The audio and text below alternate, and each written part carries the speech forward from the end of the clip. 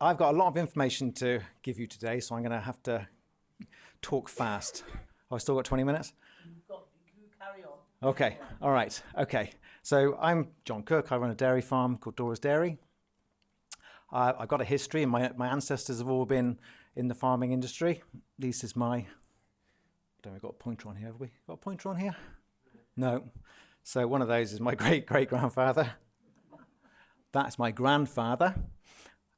And that's me. I'm old enough to remember churns. That's me in the front, grabbing a ride. So farming's always been a big part of my life. This is the old days when we used to do everything by hand, and there's me getting a headlock by my sisters because I deserved it, I'm sure. Okay. Anything I say today, obviously, is only from my experiences. I can't give any advice or anything like that, so anything you hear today is not medical advice. This is a picture of me having a fight with a slurry tanker. So, as you can see, I'm not a doctor. Okay, I'm going to start with what I did and how it affected the way I farmed. So, I used a guy called Ian Vout, and I can give you all his details at the end. He did a comprehensive blood. He's a customer of mine. He's been coming with me for years for milk and meat. He used to be a personal coach, personal performance enhancer. So we did a blood test on me, found out that I was diabetic, actually quite severely diabetic, had high iron and very low vitamin D. Working outside, you think I'd have a lot of vitamin D, wouldn't you? This far in the Northern Hemisphere, it's quite hard to get enough. So he suggested I go onto a ketogenic diet to try to reduce my blood sugars, because I was spiking my insulin every 2 hours. I could eat like a horse. The amount of food I could eat in a day was disgusting. It was an absolute pile of iron. So I decided that I'd follow his advice, and I then went on to the carnivore diet, which I don't think you all heard of the carnivore diet. Basically, I'm very lucky because I grow all of my own food. I can actually eat meat and dairy and eggs. And it came about then became a lifestyle change. So then I started looking at food differently. Rather than fuel to get me to the next meal, it was what's going to be nutritious for my body. So what would satiate me rather than just fuel me. So I wasn't looking for energy, I was looking for nutrients. And it's a completely different mindset when you look at a fluorescent cake and think, oh, I could demolish that, as to that's going to make me ill or inflamed or sick. So I had to completely change my mind. I've got fields away from the farm. I used to pick up, on the way there, go past a shop, I used to pick up 6 knickknacks, an outer of 3 Maryland cookies and 2 litres of fizzy drink. And I never came back with anything other than empty packets, because I have no stop on carbohydrates. And I'm sure there's some carb addicts in the audience, because it's really hard, isn't it? So I lost 5 stone in 6 months. I know. I didn't even think I was fat. I just thought I got getting towards 50. Of course, you get a little bit middle-aged spread and you slow down and all the rest of it. So one of the best things that happened was my brain fog disappeared. My actual body could talk to each other. So that was me as a fatty. I think I was actually a little bit heavier than that at one point, but this is when this picture was taken. So low vitamin D, severe blood sugar. I mean, I had to steady myself. I would get such severe blood sugar loads. And high ferritin. Has anybody heard of ferritin? Yes. Wow, okay, that's different from what I normally get. Most men have never heard of ferritin. I hadn't. And it is a man killer. So if you take nothing from this talk at all, get your ferritin checked and make sure you can get it down. The only way to get it down is to let blood, by the way. So you've got to go a little bit medieval on yourselves. So these are the sort of crap that I could eat. And that isn't today, actually. I'm a little bit heavier than that today. But so I've managed to reverse my type 2 diabetes. I've corrected my vitamin D. I'm now supplemented for it quite severely. I now don't cover myself up. And I've given a fair bit of blood. Now, because I had skin cancer 27 years ago, they won't take my blood in the blood bank. So I have to pay £130 a pint to get rid of it. But it's my health, so I'm prepared to invest into it. So I went from eating every 2 hours to eating once a day. Natural fasting. Fasting is really important for us, for autophagy, to actually scavenge all the crap cells out of our body. It's a way to prevent cancer. So I pretty much eat red meat and dairy most of the time. and I'm never hungry.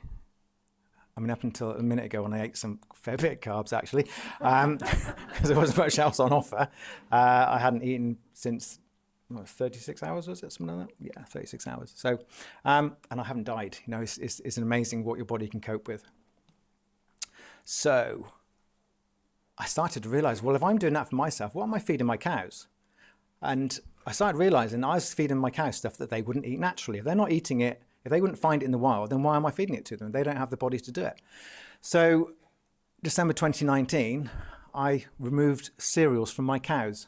It was the worst experience of my farming life. They hated me for 5 months.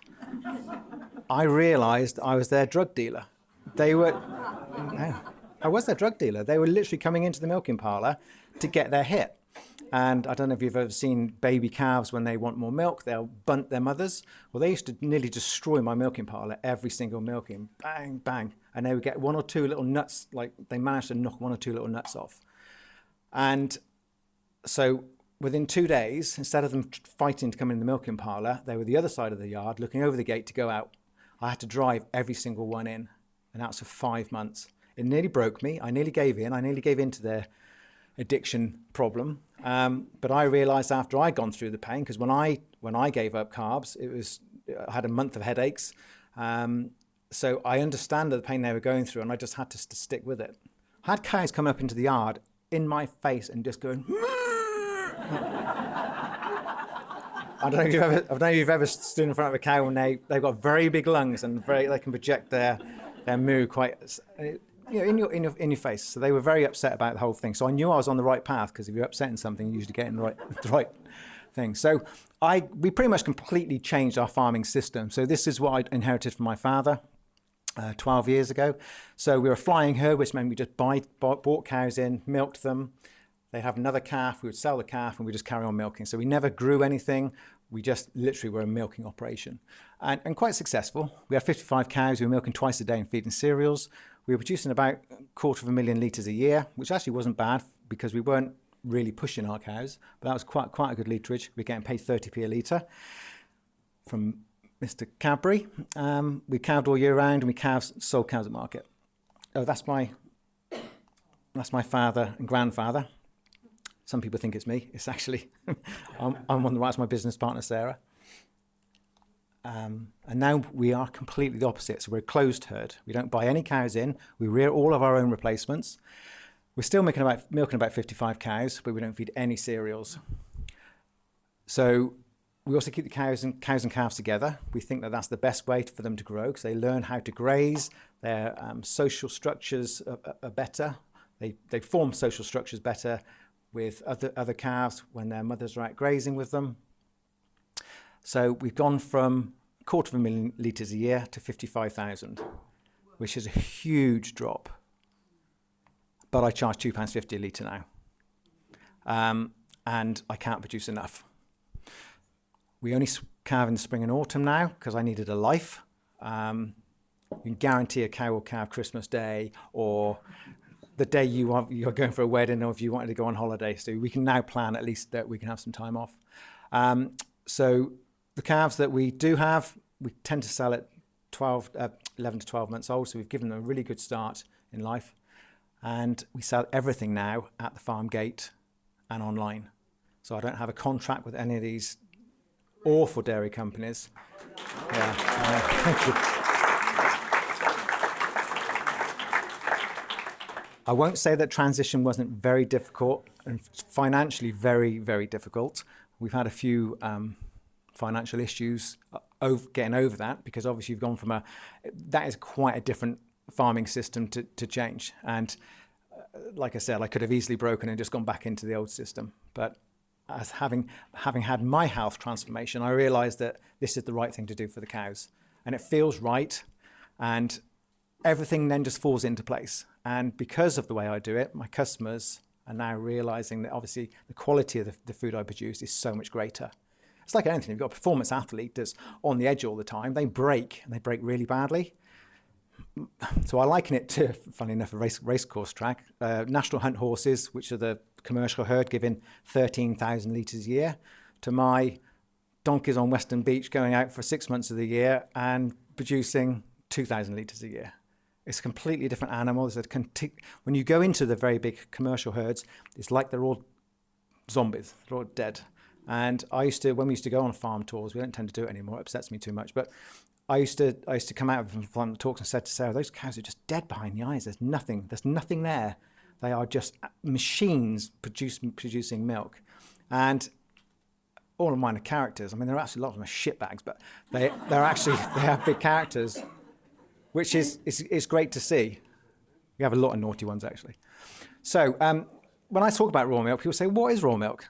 Because most people have no experience of it. How many of you had raw milk here before? Oh my God, you are the enlightened group. Right, okay. Well, for those of you who haven't had it, I'll just explain to you. It's milk, basically. Everything else you've had that isn't coming directly from a farm has been tampered with and processed. So we basically milk them, put it into a tank and cool it. We don't add anything and we take nothing away other than heat. And it's lovely. And it is lovely, absolutely. So even the dogs like it. So anybody that says the other species don't like it, they love it. So obviously we've had raw milk for about 12,000 years. It's not a new idea at all, is it?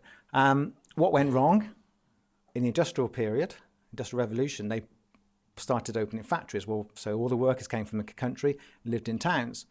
There was no milk in the towns, and they couldn't get it into the towns because they didn't have good refrigeration. So what did they do? They took the cows in to town. There's no grass in town. So instead of them bringing the grass to them, they started feeding waste products, bakery waste, brewery waste. And it changed the pH of the cow's system, which is what people are still doing now. We have to try and balance it out all the time. We don't, they do. And the result of that is you actually end up with sick animals. Cows aren't eating a species-appropriate diet. For me, that's carnivore. For them, it's grass, not cereals and flaxseed and all the other rubbish that we have to, soya, that we have to take from the processing plants that have taken making human food. So it actually ended up, the milk was killing people because it was inherently weak. I mean, they had to add chalk to it in some cases to make it look white. So when you see my milk, which kind of is an off-white because it's got cream in it, if you've got animals that are producing healthy milk, so they're eating a healthy diet, they're not stressed, everything is in sympathy with their natural processes, raw milk is inherently safe because it has natural pathogen inhibitors in it. So because it's so biologically active, and I don't suggest you do this for a trial, but do you drop salmonella or E. coli into our milk, the active bacteria in our milk will outperform them because they're bad competitors. That's good.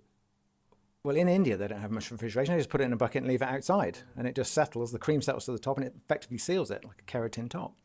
And which was a bit of a shock to me when I had an Indian guy come to me one day, and he wanted to drink the milk hot from the cow. And so I said, okay, so we took him into the parlour. He was a Muslim, so he couldn't stand up and have it. He got a jug from off my counter, which I use for chemicals for cleaning the parlour. He said, that'll do. He got down on the floor. He filled up a litre into if I can consider, it wasn't a dirty jug, but it wasn't particularly aesthetically pleasing. And he drank a litre of milk kneeling on my dairy floor. He said, oh my God, that's just taken me back to my childhood and my family at home. We had 6 cows, and this is what we used to do. As kids, we used to go and do that. He said, I need to do that again. And I was kind of a little bit worried about it. And he said, no, now. And he literally drank 2 litres kneeling on my dairy floor straight, one after the other. Like, wow, that's something doing. He said, and I'll take 14 litres with me. I said, well, you must have a big fridge. He said, I don't have a fridge. I'll put this on the wall outside. And like, oh my God, lawsuit. And never heard from him again. No, he came back the following week, and he just had a lot of kids, and this is how they did it. So I'm sure his immunity was quite good already, but their attitude towards food, raw food, which is what they have, and a complete lack of cooling, that's completely normal for them. It's only because we've got so bloody advanced that we actually start thinking that this is sickening food. So the science, you've heard of Pasteur, pasteurization. I mean, he was actually a savior for the dairy industry, because he made the milk actually safe again for people to drink. But we're relying on very old science now. Now, our understanding of pathogen transfer and our equipment for cooling and sanitizing is completely different now. I mean, we test our milk regularly, and I'll show you some of the test results. And you cannot compare milk from the 1800 to now. It's completely different. But the commercial herds they're producing raw milk to be processed. I'm producing raw milk to be consumed. And it's a completely different model. So when you hear about people getting poisoned, it's usually a dairy that isn't testing and isn't doing it in a way to be consumed. So that's my parlour. My dad put that in 1960. I still use it today. I've actually changed it a little bit. I've taken the computers out because they were rubbish. It doesn't mix. Keep it simple. Absolutely keep it simple. So I worked out, actually, the other night, we milked over 2 million cows through that system. The same cows, obviously, but, every day. So pasteurization, what does pasteurization do? It pretty much destroys the milk.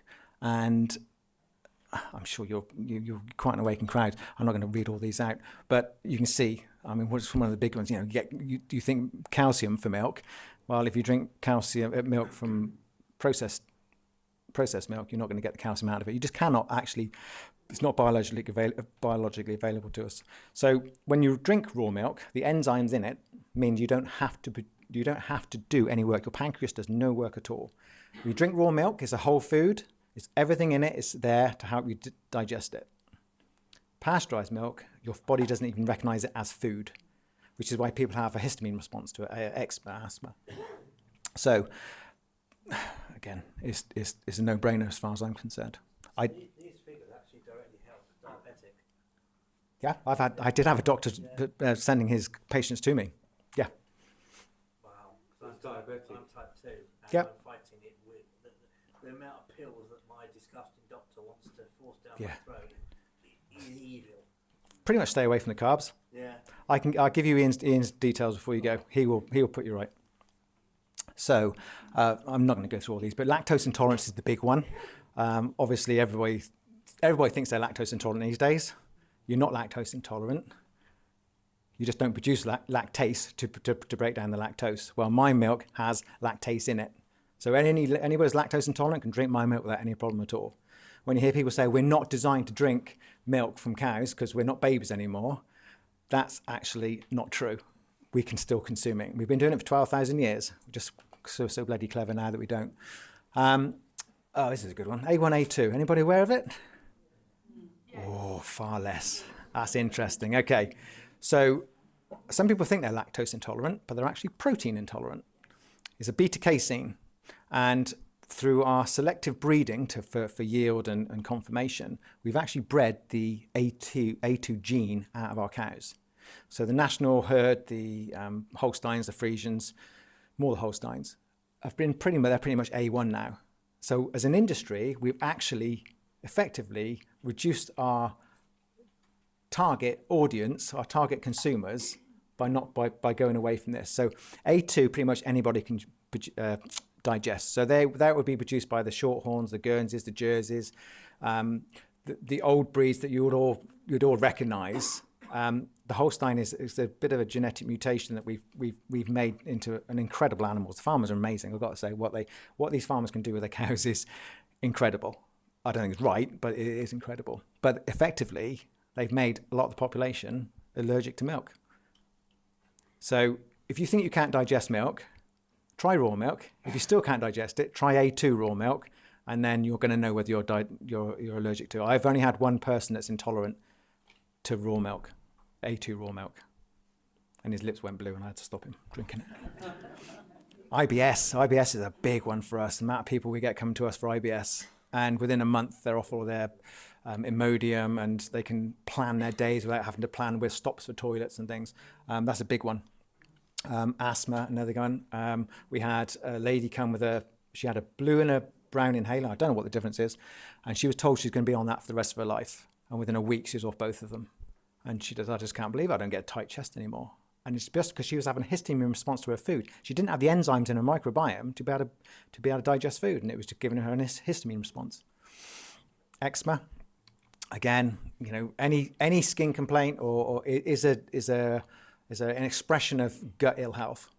Not everyone. I'm not a doctor, remember, but we have great success with eczema people if they apply it topically and they ingest it. So if you know anybody that's got these, that you don't need to go to a doctor most of the time. We can sort out here. Bowel health. I had a lovely guy come to me who'd had lots of issues with his stomach, and he was writing a blog about his journey, and he said, right, this is the next chapter. I'm going to come and start raw milk and see whether that has an effect.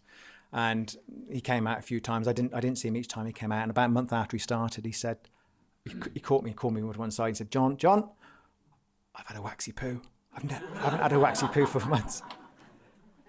When you don't have a digestive issue, you don't understand how important a waxy poo can be, clearly. So waxy poos, my milk. These are some of the shit bags, and they really are shit bags. This is Glory, and she was born in October, and you can see our polytunnels. We have our cows in very light enclosures, and after milking, we just let the cows back in after we've strawed up, and she would run around with her tail in the air like a dodgem car, just like full speed, wall of death. And because she named Glory, I said everybody needs a bit of glory in her life. I put it on social media, and I really good. Everybody needs a bit of glory in their life. She's not so happy now, is she? She's a bit of a miserable sod. Rose is lovely though. So I've pretty much gone through that, I think. So low stress husbandry systems, anything. Plants, if you grow them under low stress, they're going to be far more nutritious. Species appropriate diet. So yes, we've gone through that. So biofilm removers, that's been a real saver for me. So it's boring. I'm not going to tell you about it. Regular testing of milk. This is obviously something we have to keep up with, because obviously our goal is to make sure that everybody stays healthy, and we have to check to make sure that we're actually. Can you turn your phone off, please?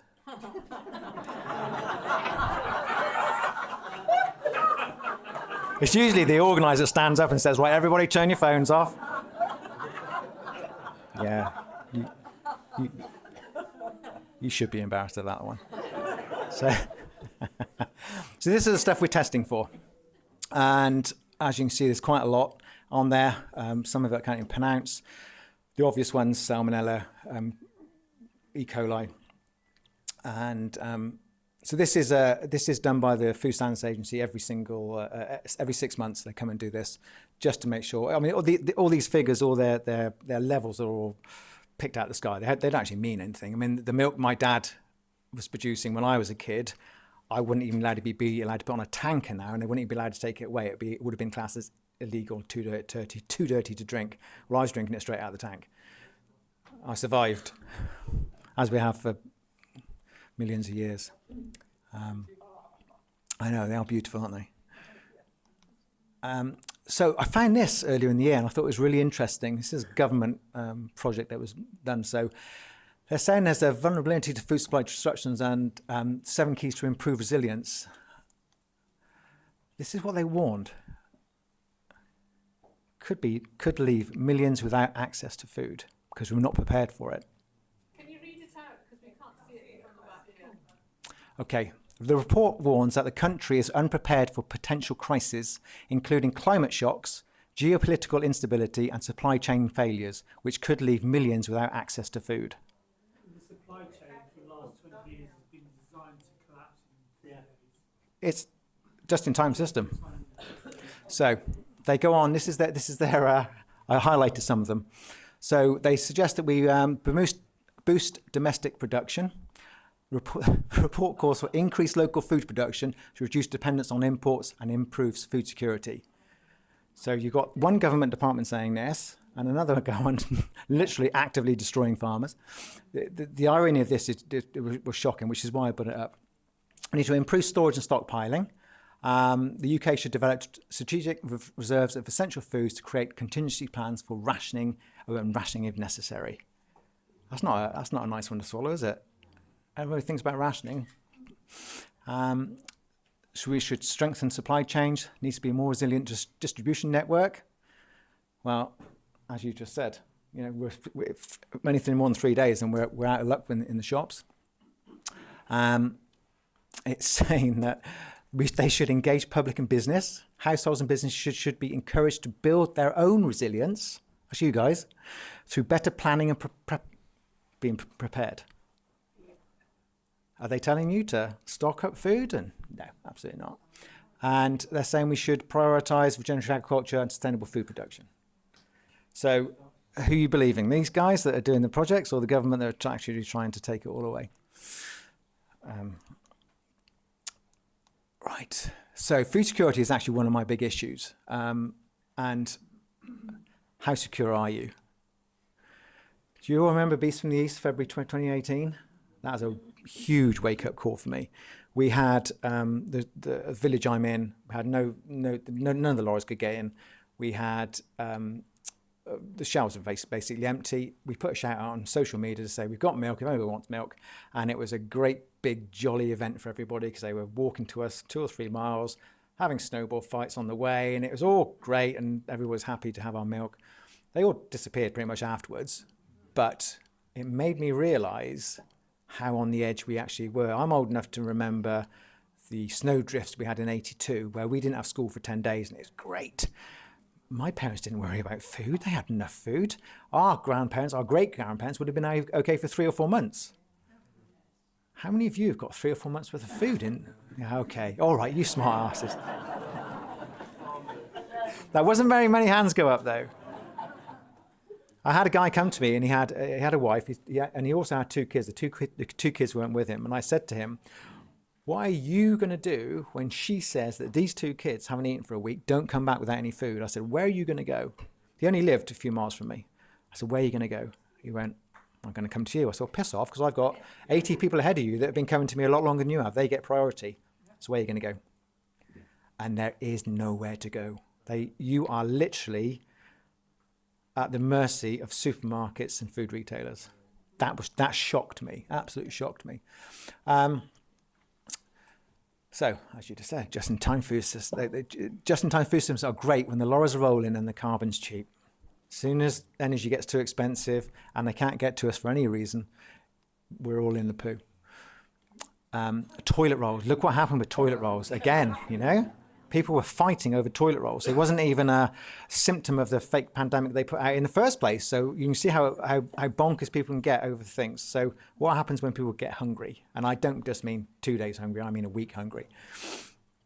So food security is your responsibility, nobody else's. Don't blame the supermarkets or the government when there's no food in the supermarkets.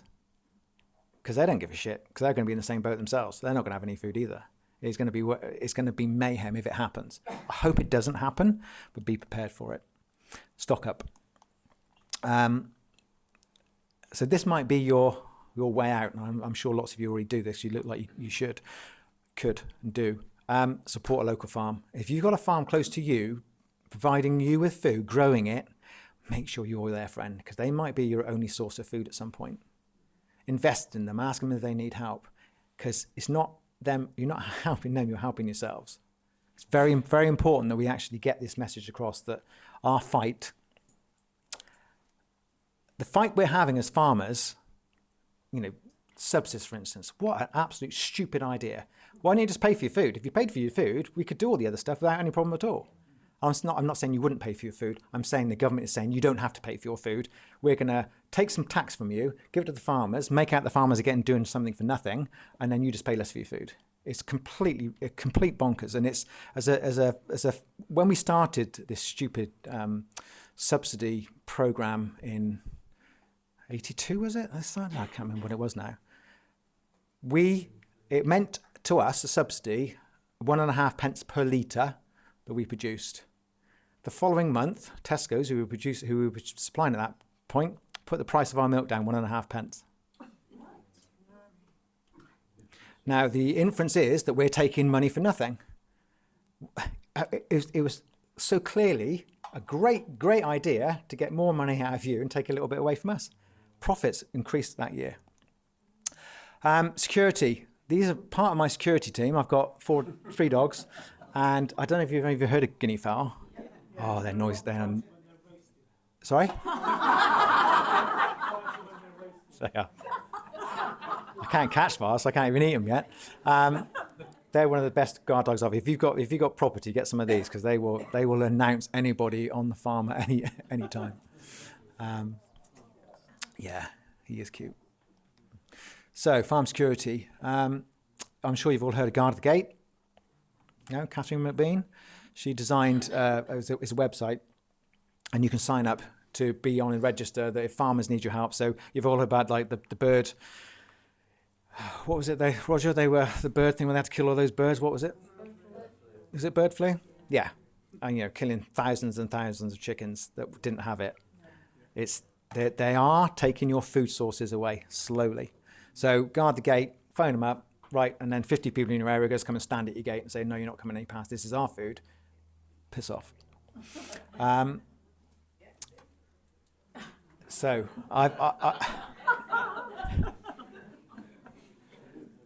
they're among us now, not in this room. They are among us. These are the people that drive around with face masks on during COVID. Okay, they are the zombies. I saw Louis Theroux do a program on the preppers in deep south of America, and it was pitched to say that they were crazy. And I remember this one guy saying, "We're ready for the zombies when they come." And I thought, idiot, the undead aren't going to come out. That's what he was talking about. He was talking about the government sympathisers, the things that people that are so inside the government cult that they believe that the government is going to there be to look after them, and we are the enemy. They are the zombies, and we're going to have to protect ourselves from them. And it's something I've taken quite seriously. So we have some friends, customers. One of them is ex-army, and a few years ago we were talking about the decline and how it's all going of our social systems, and we both kind of think that it may get to civil unrest. It's certainly heading that way unless we can pull it back quickly. So we spoke about martial law and what would happen in a case of martial law. Now, I don't think it's going to happen. I hope it doesn't happen, but I've put things in place at my farm that I can protect it, because if we do go to martial law, there won't be the police to call. The army aren't going to be involved because they're the same as us. They're going to be. Sorry again. They're going to be in Afghanistan. Well, precisely. There's not many of them anyway. But also, they don't have an appetite for fighting their own people. These are all the hotels in your local town that have got the fighting aged men in. That's the ones we're going to be facing. So it's just going out on the internet, Liz. Be careful what I say. Yeah, okay. Let's just say, if it does happen, don't come to my farm, because you may not get away from my farm. Okay, I put things in place. We've mapped it. We know where the vantage points are. I've got people that will protect me and my animals, because I'm the one stopping people getting food. You're going to come to me and go, "We want food," and I'm going to say, "No, sorry," and they're going to, "Oh no, you're going to give us the food." And I'm not really a fighting man, but if it's a case of me or them, it's going to be them. Yes.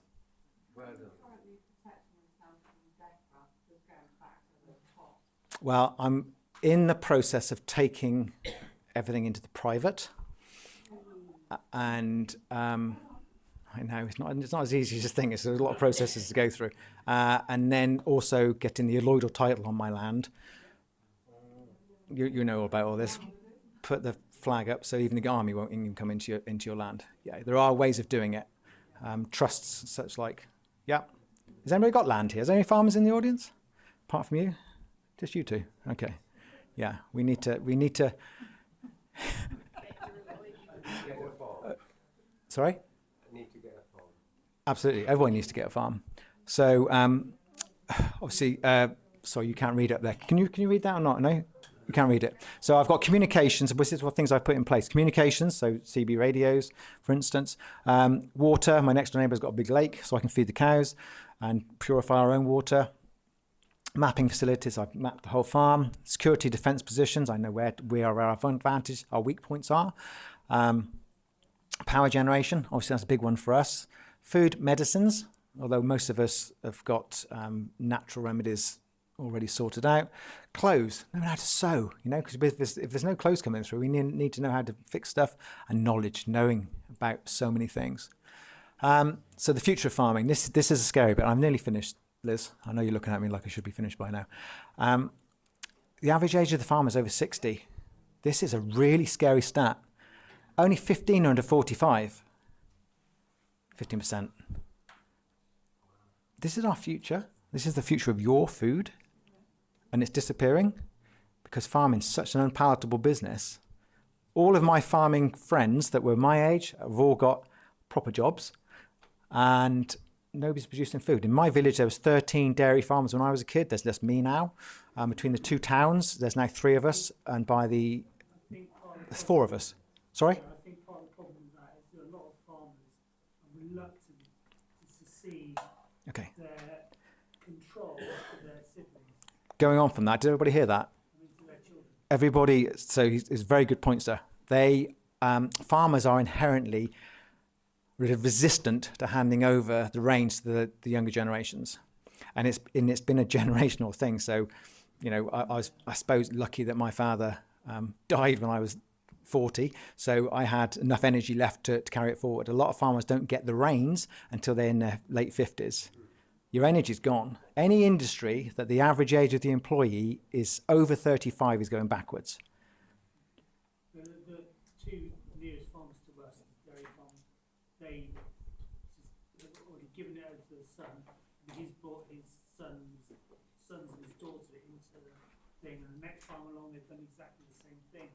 Good. And they are in control of the business, with the older farmer being more of a consultant. Yeah, that's the way it should be. And it's working, and they're Yeah. diversifying, doing more interesting things. No, absolutely, absolutely. So the whole inheritance tax, it was a divisive tax that the Labour government had brought in, but it may just make these farmers go, I need to hand over a bit earlier. It may be the saviour of actually the industry from that point of view. I know, sounds stupid, doesn't it? I'm not agreeing with much that the Labour Party did, but that may be something which has been a good catalyst. But this, They can be gutted when the farmers work it out. yeah, absolutely. Well, we just need to ignore them, basically. If we all just turned our back on them, that's what you do with a bully, isn't it? So the weather, manufactured or not, is challenging. When you see career fairs, you'll see the people say, well, you're not very bright. Have you thought about agriculture? Well, actually, it should be, you're really bright. Have you thought about agriculture? Because that's what we need, bright minds. It doesn't need to be the shit shoveling, tractor driving industry that everybody thinks it is, chewing a bit of straw over a gate. That's not how it is these days. And there's a few really bright farmers out there, but there needs to be a lot more. And there needs to be more encouragement. So, if I was 20 years old with the prospect of having 40 years working for my father and then having to pay inheritance tax after, you kind of go, sod it, I'll just go and get a job from 9 to 5, I'll have my holidays and my pension paid, and why should I work all 110 hours a week? So this is what we need, small and local. That's my Narnia. We are classed as a very small farm. There should be 10, 15, 20 of us around every single village. The idea, or town, the idea of a 15-minute city actually really appeals to me, that you could travel 15 minutes to go and get your raw milk and your vegetables and your beef, wherever else you need, without having to go any further. I don't agree with 15-minute cities, don't get me wrong. I like the fact that because this gives you food security.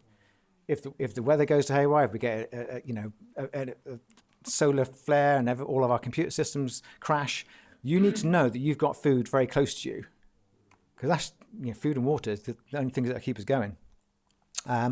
So this is my plea to you all: be prepared to take up farming.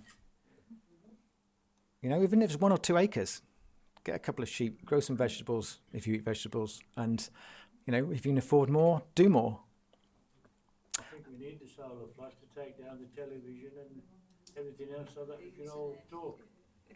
Yeah, television, tele-lie, isn't it? Yeah. So be the change that you the only way you're going to get food security is actually be proactive in it, because nobody else is going to do it for you. This is the reality of it. So this is the future of farming.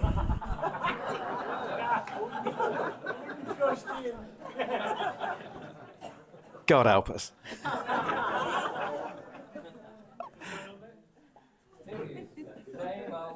I do. Do you know what? I love this slide.